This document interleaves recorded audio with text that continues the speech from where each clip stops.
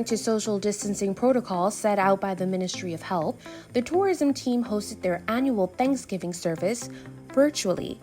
Over 100 employees logged on to share in a digital service of Thanksgiving, including the Parliamentary Secretary for the Ministry of Tourism, Mr. Travis Robinson, who reminded employees that there is a lot to be grateful for during these times. Let's be real.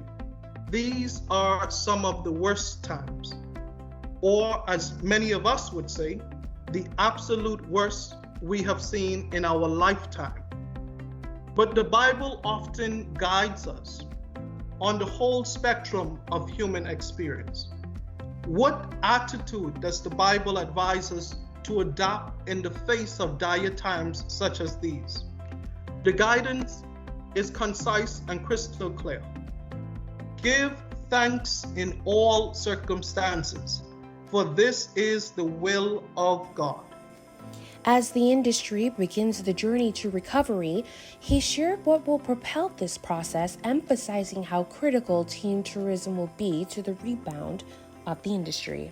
Team tourism, made up of hundreds of dedicated individuals like yourself, who will embrace the new future of tourism with passion, commitment, and energy.